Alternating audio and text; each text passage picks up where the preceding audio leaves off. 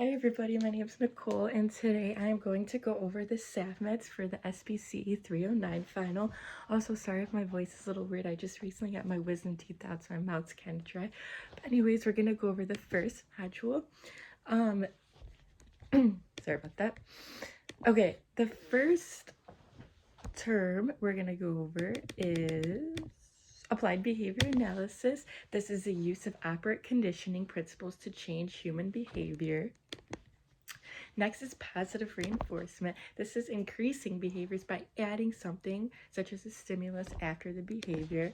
The next one is negative reinforcement, and this is when we increase behaviors by taking something away, which is a less desired stimulus.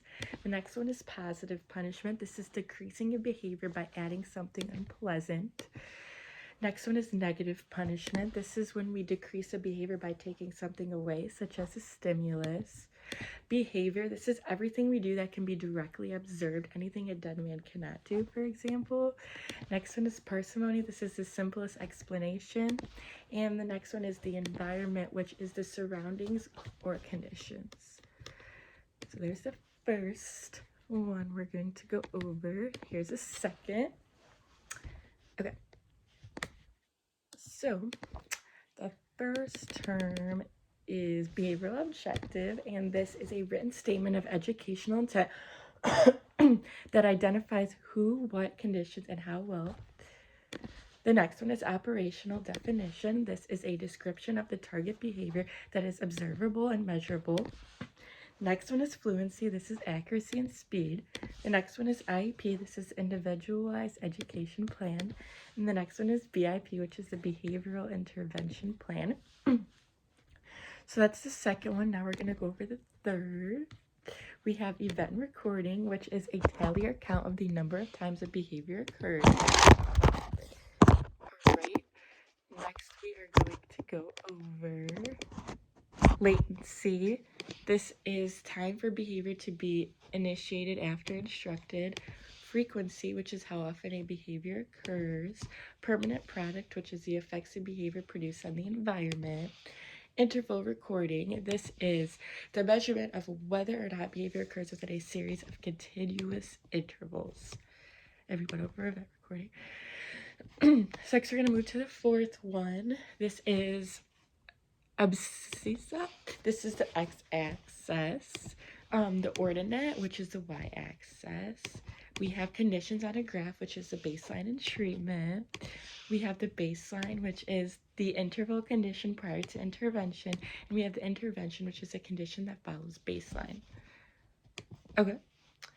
Next, we are going to go over the fifth one. This is dependent variable. This is relies on the independent. And the independent is a variable that is manipulated. The functional relation is a specific change in the dependent variable that can occur by specific manipulations of the independent variable. Now we're going to move to the sixth one. All right, we have antecedent, which is a thing or event that occurs prior to the target behavior. Consequence, which follows the target behavior. Incident report, which is a written observation of pupil behaviors recorded by teachers in a clear and factual manner. We have the ABC, which is antecedent behavior consequence, the three-term contingency, and the FBA, which is a functional behavior assessment that we conducted to determine function of target behavior. That's the sixth. We're going to move on to the seventh. We have primary reinforcers, which are events that are inherently reinforced because they satisfy biological needs. Satisfaction, a physical state of fullness, satisfaction. Deprivation, which is a physical state of having a lack of shortage. Premic principle, that a more preferred activity can be used to reinforce a less preferred activity. And extinction is the behavior no longer occurs. Now we're going to move on to the eighth. We have differential reinforcement. This is providing a reinforcer when the correct or an appropriate response occurs and not doing so when it does not occur or another response occurs. Timeout. This is reinforcement that is not available. It usually involves removing a student from the environment.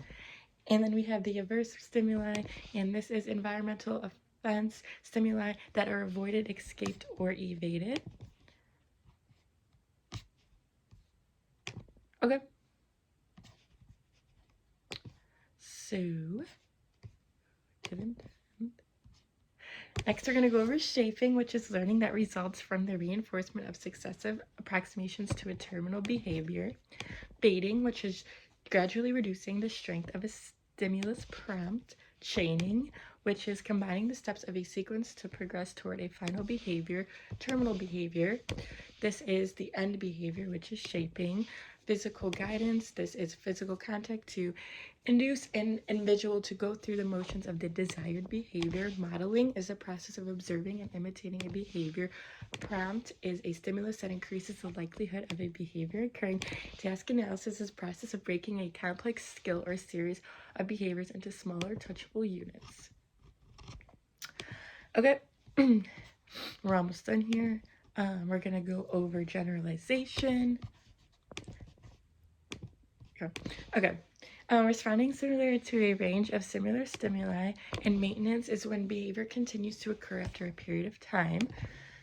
All right.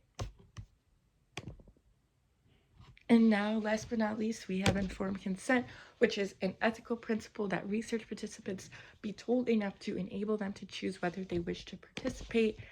And then we have voluntary consent. This is consent was the product of free will, not of force, threat of force, promise, or trickery.